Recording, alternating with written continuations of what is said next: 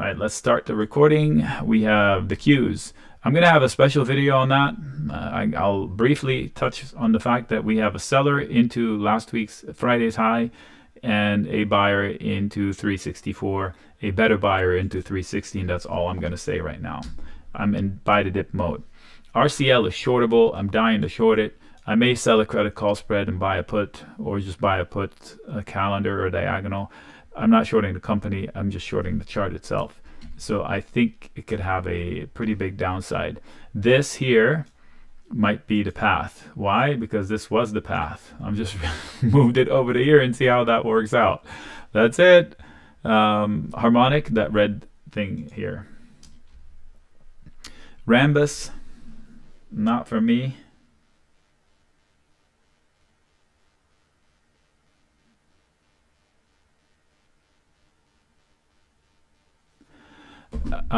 Better entry inside here. If you lose 58, you will come down to 52. Would make a better entry. Up here you have sellers. You can see them lower highs. So trade that. Roku, vulnerable down to 65. I'll say that. If they don't take out the high, 75, 76, they might bleed down to 65.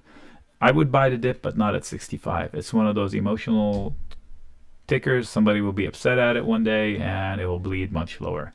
SAP, I don't know much about it. It's definitely not a place I would start longs. Look at that.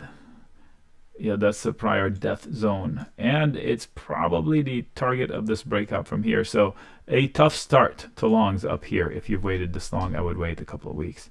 Schwab, if it comes back below 51, I would sell puts in it to own shares.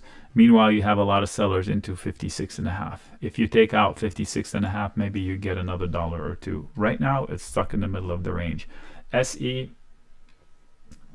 I'm looking to get out of this trade and never trade it again.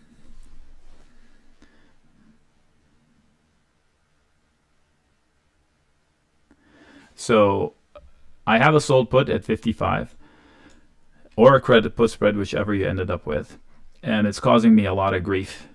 Finally, the stock found some footing, and hopefully it finds footing into 60.4. If not, last ditch effort is 59, and after that I get really frustrated. I'm hoping time will pass before, the trade is in August, unfortunately not July. That's why it's holding its value. So I may do something with it. For now, I'm in the trade. Rallies will be sold, and hopefully support dips will be bought. Shoals. This looks like a pretty tough spot, 23 as far as support. If you lose it, you might end up at 21. Meanwhile, a lot of sellers at 26.50. So ping pong between these two values. Strong buyer below, strong seller above. Shopify, definitely not an obvious entry point. This company does well, but I would like to buy it on a dip, maybe into one of these rectangles, but at 60 or lower. Let's see. There's no reason why they cannot continue higher, so they will have to do it without me. There's no recent resistance, but it does have a lot of resistance from before. So if they don't get to 68, I think they bleed lower towards 60. Silver, I'm long, still with the credit put spread, a very tiny position. I will close it this week. Stuck between a seller at 22.5 and a buyer below, scattered. And this could bring buyers to up here, but I've done well with it already. When I recommended buying calls for some people and selling puts and put spreads for other people, it worked. I don't have a reason to enter it again.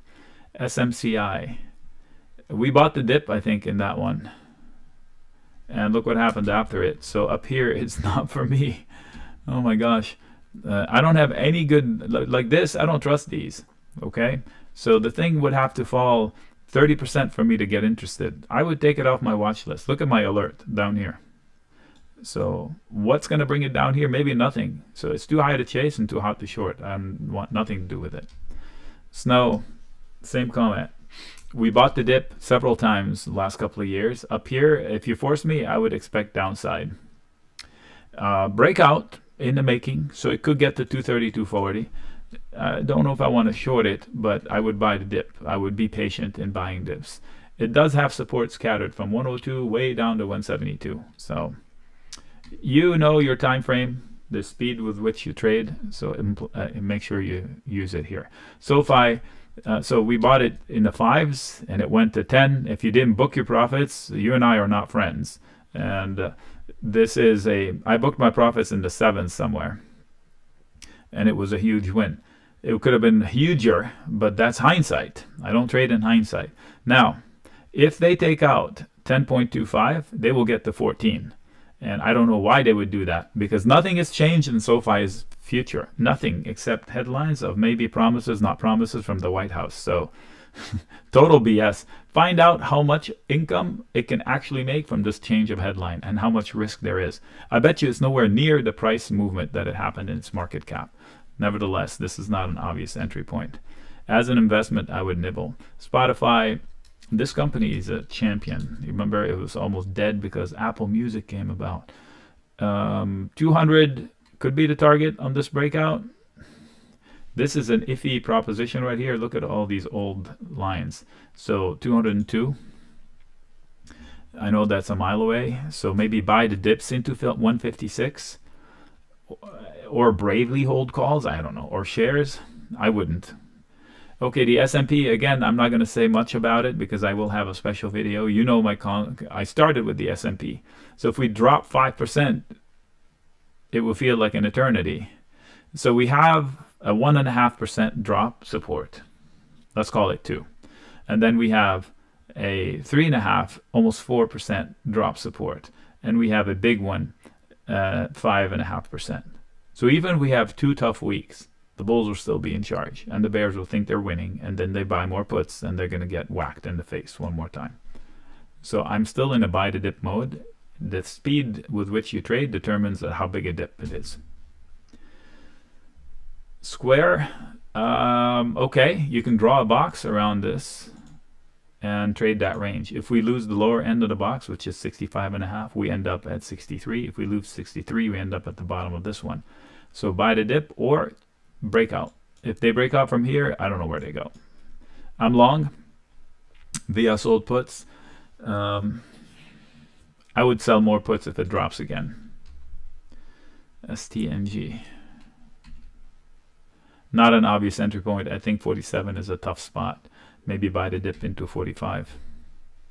SDX might have just jumped into the seller's hand. I think the rallies into 65.5 will be sold, and it ends up at 62 maybe. STZ, I wouldn't touch it. Way too high. It's going into an area of toughness. So 260 or higher, if they can take that out, they go to here. So if you're holding for that, fine. Just to make sure you treat it as a trade, not an investment all in. Buying dips into 236 make more sense, or 238 from an investment perspective. TAP. Nice breakout. Target is higher, but now you have all these. So buy the dip mode here. So if you're long, that's fine. And if you're looking to short, know that dips are going to be bought. So be aware of that. Team. Maybe it's tracking my yellow lines. Buying the dip was the right thing to do. Now you have a tough test at 185, a tougher test, and a bigger outcome above 192. 85, 92. 85, 92. Good news number 1. Good news number 2. Tag teaming bulls, we'll see. If not, buy the dip into the prior bounce here, or even better, here. I'm going to say here, Wolf's target.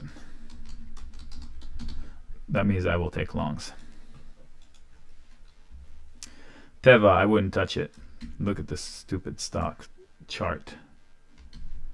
Yep, it's inside of support zone. I said go long as a trade, and it's yielding profits, but I personally do not want to invest in it. So it's a trade. If I got 20-30%, I would be out. There's a lot more available, and 770 would be a catalyst up to 810 if they can take it out. If I made 20% quickly, I would get out. But that's me, not you. You treat it with your own self, with your own risk appetite. Tesla, if above 265, it can go to 290, if not 310. Okay, so on a higher time frame, it's probably headed there. But I would still be in the mode of buying put spreads for me. I mean, buying dips with selling put spreads or sold puts for me.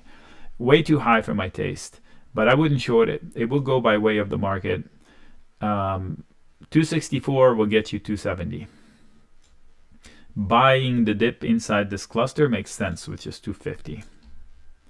Twilio, I don't have longs anymore. The ones I shared with you played out as best as they could.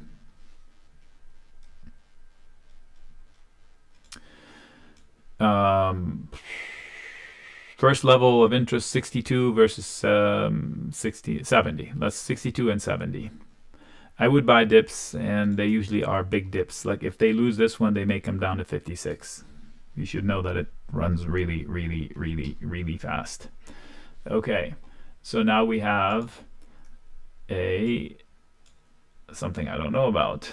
Texas Roadhouse. Is that a restaurant? Sounds like a bar restaurant. Okay, I can see you staying longs against these, and the opportunity is to short against these with immediate stops. This is a catalyst that probably gets you above here. So I would say if the right environment happens this week, it could break out in the next 3 weeks into 114. It's not a bad chart. Unity, I would get out of that stock so fast you can't even believe it. This is rallying on a good headline with Microsoft or something, which could be a game changer, because if indeed it's partnering up with one of the big guys, its income will change drastically. So I wouldn't short it, but if I'm long and stuck and this bailed me out, I would have been out thanking the Lord 6,000 times. Apple glasses and Unity? Okay. Okay, yeah, that's what it was. All right, so just know that it could be holding hands with Apple. Okay, buying dips would make more sense into 38 or 34. UNG, I'm rushing because I have another webinar that starts in 15 minutes. I haven't traded this in a long time. I crushed it when I traded it for us. I feel like I got lucky. I don't want to trade it again. Technically, if they take out this, and that's a big if, 7.7, they can end up at 10. So buy the dips by selling short. This is not an all-time low, by the way. Okay, pull up NG and you'll see that it's not. It could fall another 25, if not 30% from here on lower, and it still be above the all-time low. USB. Oh, US Bancorp. That doesn't look like a good starting point. That's a floor they tried to hold. So I would say 34.4 is a test. And maybe if it dips into 32 or 31, I would be tempted to sell puts to own shares. But I don't know if this is a, quote, safe bank or not. I don't know how much credit card exposure it has and all of that. The VIX, I'm not sure what you expect me to say. I don't trade the VIX that way. The VIX is way too low for the for the risks that we have in the world. My VIX call is to buy a call if you need insurance, or don't trade it at all. Whenever you need insurance, you can own a VIX call out 60 days. Where? Anywhere 13, 14, 15. A few $100s to sleep well at night to cover the holy crap moment. Veritex, not an entry point. If they take this out, they continue on to like 390. So not an obvious entry point for an investor. If you're a momentum trader and you can ride that wave, fine. Otherwise, buy the dip into, I don't know, 310. Verizon, I said buy shares, and it looks like it worked well. I would exit those shares if it was a trade, okay?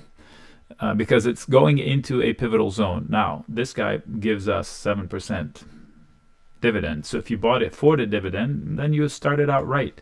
If you bought it as a trade and maybe get dividend protection, then you made some money. So you decide. The trade worked. It may dip to 35.5 temporarily. Warner Brothers, middle of the range. Too low, too high, somewhere in the middle lies the truth, which means that you have support at 12, you have a lot of resistance above 14. Wolfspeed. Buyers into 48 and Catalyst at 60. The 60 catalyst could get you $10 to $12, $13. It's not going to be easy though. So maybe sell a put spread if you know it, or sell a put to own share if you know it, and buy a call when it hits that 50 area to swing back up there. Make sure there's no earnings in the way. Oh, and with that, it's the ending of our video. Thank you, ladies and gentlemen. Thank you. I'm going to stop the recording. Happy Father's Day again.